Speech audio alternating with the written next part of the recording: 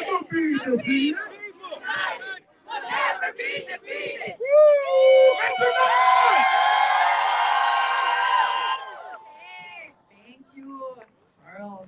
Hello, Michiganders. So it's really great to see all of you determined, resolute, beautiful people out here today. Are you all ready to take back your power? Yes. I'm Nicole Nadishnikas. Maganda kasi no da Anishinaabe kwe Mishiki Dodam. Nakwe Shawang Doshaba, Mishiki Dodam. So I'm Nicole Kiwe Biber. I am a tribal citizen of the Little Traverse Bay Bands of Odawa. My family and I have lived in the Lansing area since 2007, and I'm also the Mid-Michigan campaign organizer for Clean Water Action. Thank you, Miigwech. So I'm very honored and proud to be here with all of you as we together support this crucial first step in taking back our power. Power to achieve what? So I'm asking you to picture that victory, what that looks like to you. That best case scenario of all the good you've seen, all the people that be helped and healed. We carry that in our hearts and in our minds.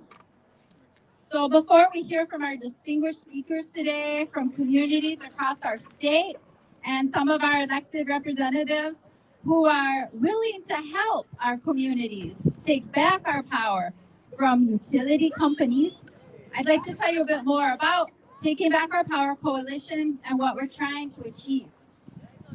Clean Water Action is proud to be a founding member of the Taking Back Our Power Coalition. And we're a national environmental organization that advocates for and wins strong health and environmental protections. I'm involved in this work to stand against all threats to our traditional lifeways as Anishinaabe and Indigenous people and the well-being of every community in the Great Lakes water basin and beyond. And when I say every community, I mean human as well as more than human.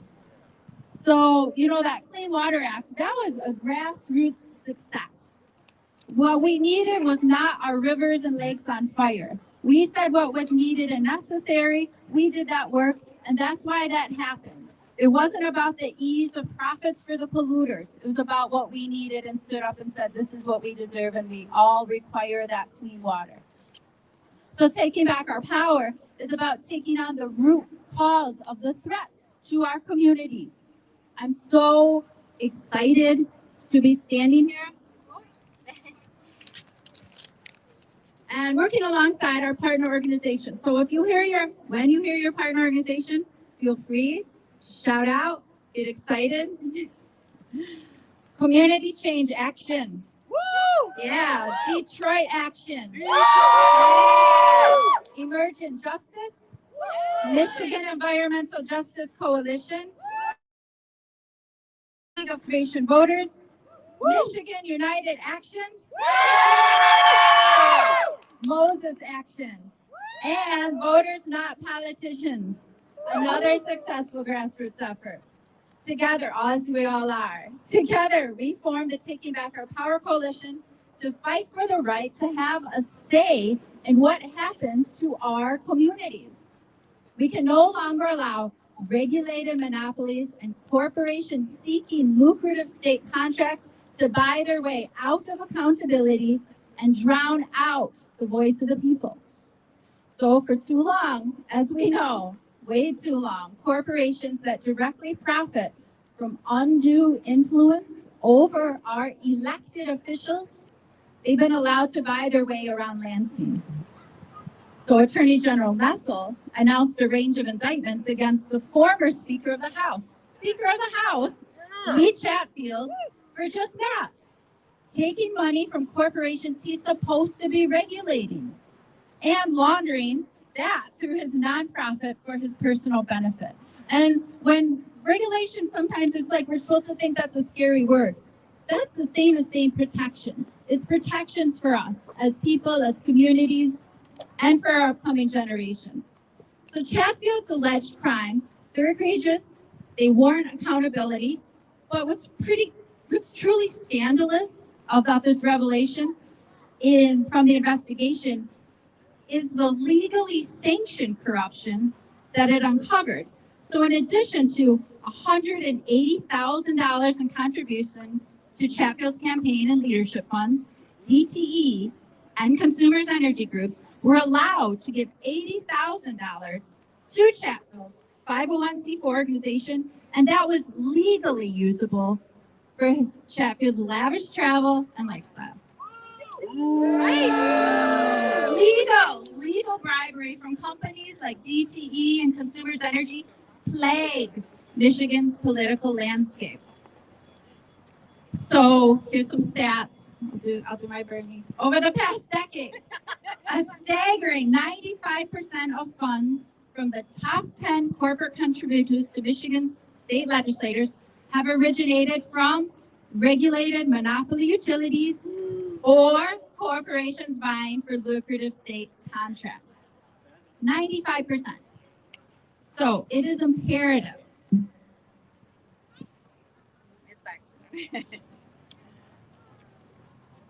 I hope we're always welcome to fill in those blanks. Like, what's imperative? You know what it is.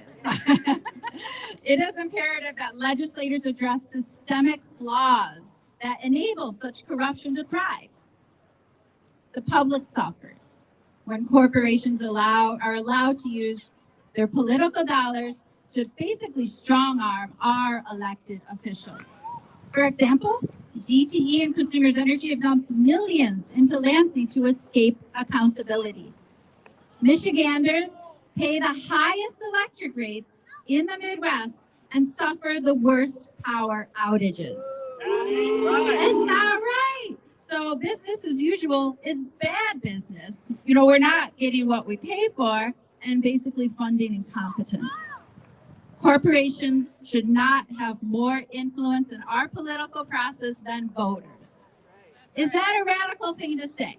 No, it's pretty sensible, isn't it?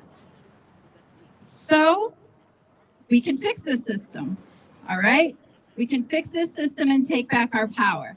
So unsurprisingly, most of the biggest corporate political donors in Michigan are monopoly corporations or corporations seeking state contracts that directly profit from outsized influence over our elected officials. These corporations are sucking the life out of Michigan.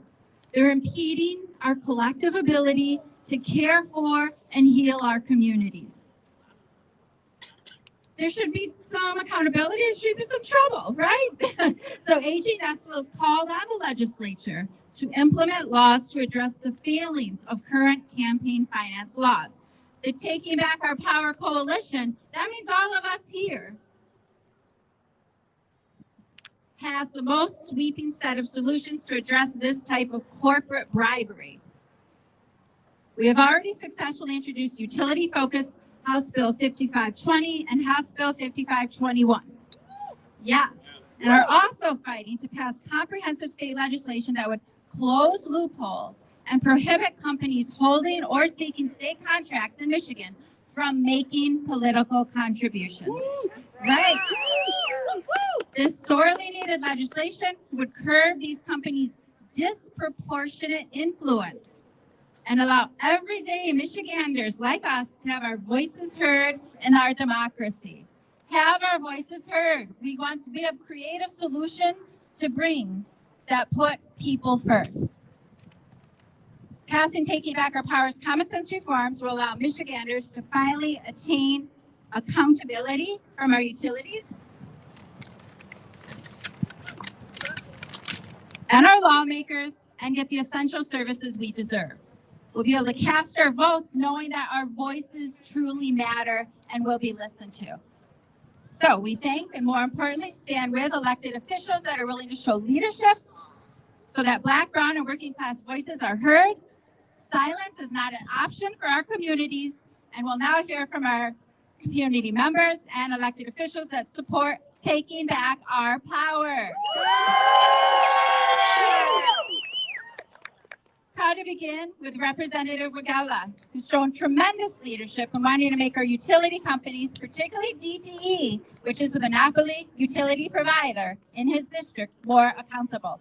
Representative Wagella has been lifting up the voices of his constituents who face high utility bills and poor service since he came to Lansing. The Taking Back Our Power Coalition is proud to stand behind this bipartisan legislation that will take back our power from the utility companies. Please give a big welcome to Representative Wagella. How's everybody doing? All right, who's cold out there? So, for those of you who don't know me, my name's Dylan Wagella. I represent District 26, which is Garden City, Inkster, Southeast Westland, and Northeast Romulus. And before running for office, I was a high school teacher and a union activist. I stepped up to run because, like you, I know that the status quo won't do. We need to change this place. Currently, I am one of the only representatives in all of the state government who doesn't take corporate campaign contributions. You see, in a place like Lansing, money doesn't only buy access, it buys legislation. Legislation that very often doesn't meet the needs of the working class. You know, some will argue in this institution that money doesn't influence the decisions that are made here. They are either clueless or they are lying to you, because it does. How else can you explain the fact that people in the wealthiest country on the planet don't have universal health care? They can't afford to buy a house. They can't afford to pay their bills. How is it that we have one of the lowest unemployment rates in Michigan's history, yet 40% of families can barely meet their basic needs? What good is a job if it doesn't pay your bills? That's right. And if money plays no influence, then why do 3 people have more wealth than a bottom 160 million Americans in this country? Why does it seem not to matter who's in office, Democrats or Republicans, wealth inequality continues to grow? Because the truth is this: we have allowed for-profit corporations to buy influence in our government. We have created an economic and a political system that is designed not to put the people first, but to put profits first. To me, that's unacceptable, and this has to end. That's right. That's right. My hands are frozen, sorry. We're with you. We're with you. All the way. I mean, how else can we explain that here in Michigan we can't even keep our power on? Why do we pay the highest energy rates but have some of the worst reliability? Well, it's because DTE and consumers spend more money on Michigan politics than almost every other corporation. They've made $1.5 billion in profits last year, and they only had to spend a fraction of that to buy influence in Lansing. In fact, it's cheaper for them to buy influence than it is to fix the actual grid. And the truth is this, that Lansing will not solve this problem on its own. It won't solve it without you. And I say that because it won't be fixed until political pressure comes from below. And real change has always worked this way. It's come from the grassroots. We have to organize, we have to demand change, and we have to take our power back. And I know that this road seems long and dark and difficult, but this is the moment that is calling us to fight back. It's that journey that begins with, the journey of 1,000 miles begins with a single step. And, you know, I want to be cautious because a lot of the things I just talked about are really dark. But don't let the darkness fool you, because all lights that are turned off can be turned on, and it's time to turn on the lights. Yeah. It's time to take our power back. Yeah. In February, this coalition introduced a set of bills, 5520 and 5521, that have the opportunity to fundamentally change the way that power moves through this institution, taking it from the corporations and putting it back into the hands of the people. So today, please ask your legislators, call on them to sign the Taking Back Our Power pledge, and let's take our power back. Thank you.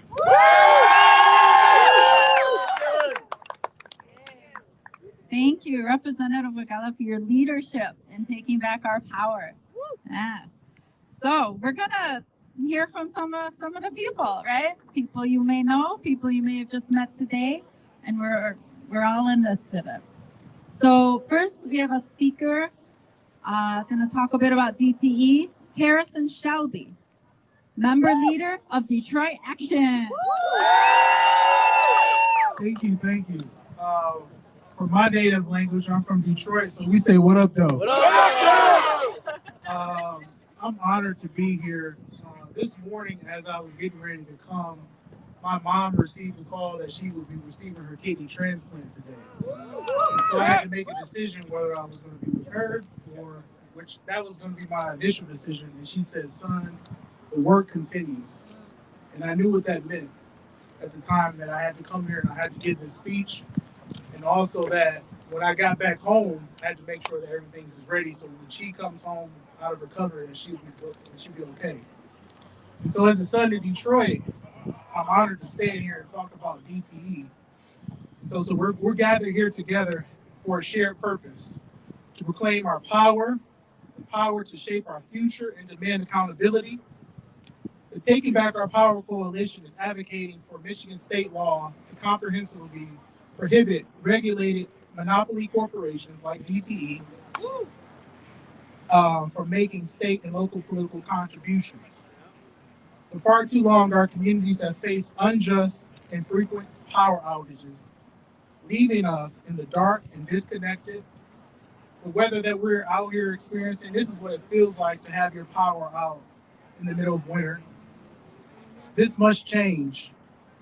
It has become normal in Michigan. Every time there's a storm or not, there are thousands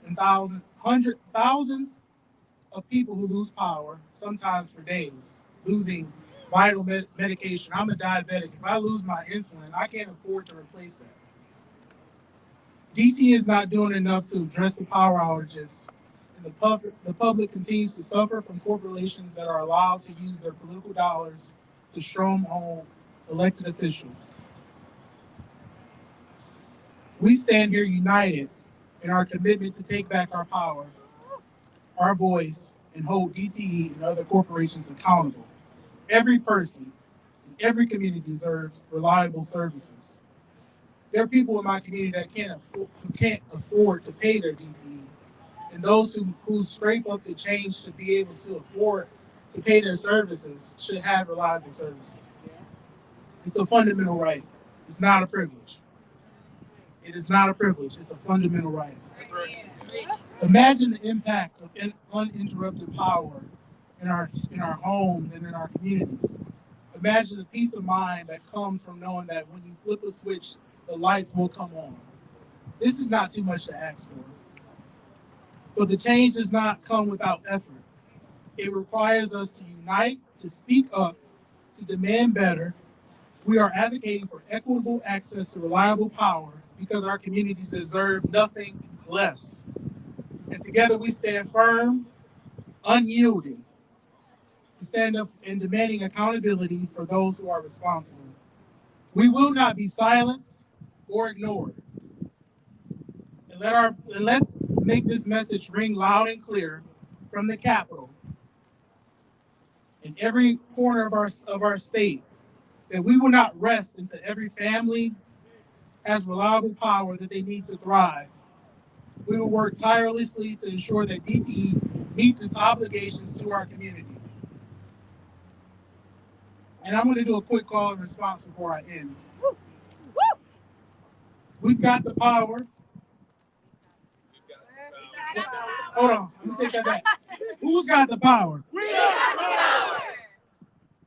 What do we want? Power. When do we want it? Now. When do we want it? Now. All power to the people. If not now, then when? If not us, then who? There's no Calvary coming to save the day. It's you and me. We must be that change. Oh, thank you, Harrison, and Detroit Action. Our next speaker is Bill Farmer. We're going to talk a bit about Blue Cross Blue Shield. And Bill Farmer is the chairperson of Michigan for Single Payer Healthcare. Yeah. Greetings, good people. Just take a few minutes here and take a look around right next to you, because we're all here because we care. We're all here because we care, and we want to take back our power. Caring is the complete opposite values that Blue Cross Blue Shield has. They made $100 million in 2023 at the same time that they were denying coverage to thousands of Michigan residents. That's not right. That's why we are taking back our power. Why? Why do they hold this? Because they're making a lot of money. And a lot of money, our wages have paid that $100 million. That's what did that. They take our hard-earned money in profits and pay people in this building to express and represent their interests, not our interests. So that's why we are taking back our power. 500,000 people in Michigan do not have health care coverage. 2/3 of bankruptcies in Michigan are caused by medical debt. 60,000 people die every year in this country due to lack of health care. Blue Cross Blue Shield and insurance companies like them are the tip of the spear that are killing our people. And we're here right now, today, saying we're taking back our power. We need to organize. That's what Michigan for Single Payer does. If you're part of a union, get involved in your union. If you're not a part of a union at your workplace, organize a union. Stand up like the UAW has done recently. Stand up like the Teamsters have done recently. Organize in your communities and in your neighborhoods. All we need to do is get rid of all the noise that we hear and follow the money. Follow the money. And where does it go? It goes into $100 million pockets of Blue Cross Blue Shield and companies just like them throughout the country. But we're here to take back our power. Let's organize, let's take it back, and do the right thing. Bless you all for being here. Take care, and let's rock and roll. Thank you, Bill. Okay. So, we know we need to do more than just address the political bribery by our utilities. We have the opportunity to address the political bribery corporations that seek lucrative government contracts like Blue Cross Blue Shield. It's not right that these companies are allowed to effectively buy business from the elected officials that are charged with protecting the public interest. So with that said, our final speaker, I believe, for the day, I am proud to introduce Carrington Kelsey, who is the State Director in Michigan for Next Gen America, going to talk to us about the overriding issue of democracy when we do not have the public interest represented by our elected officials. How's it going? My name is Carrington Kelsey. I'm the State Director for Next Gen America, where we focus on the youth power and the youth vote. Telling you that you have a future story here. When we talk about climate change, we talk about what's going to affect you in your future. But as we stand right here as an intergenerational struggle, when we talk about what does it look like for our communities to thrive, for young people to have a future to look forward to, we have to talk about how that translates to policy, right? Can y'all say policy with me? Policy. Can we say power? Power. Can we say youth? Youth. Those are the three things that we fight for consistently. We don't just show up here just to scream on these steps, to just say pretty words. When we're talking about how do we build what? Power. Who do we build our power for? The youth. And when we talk about this climate change, we talk about how do we build strong, thriving communities? How do we have policy that's going to work for our future, that's going to work for us today and tomorrow, so that when we build a community, it's not as just being focused on what happens with what politicians saying what is going to happen tomorrow, but what can we have done in paper? What can we have so that we will have a strong future in building what it looks like to have economic climate justice? We are confident in the future here at Next Gen. We are confident here in the future when we talk about how do we build community in action. We talk about how do we stand still in these spaces where no one is hearing us in our communities. And we're going to stand united as United Front for Climate Change today, tomorrow. And right now, these are not just pretty words that we're saying these things before you, but we're saying that at the end of the day, that we have to take our power back by legislation, by long standing in communities. We know that Black and brown communities are the first ones to be affected when there's a climate disaster. We know why redlining created spaces where there are no trees in the hood. My parents still live on 7 Mile of Van Dyke on the east side of Detroit right now, being promised pretty words of solar energy, but nothing about the infrastructure of DTE. Nothing about the power outages that affect them daily. The blight that's dropped off in their neighborhoods that makes it unsafe for my nieces and nephews to play at parks across the street.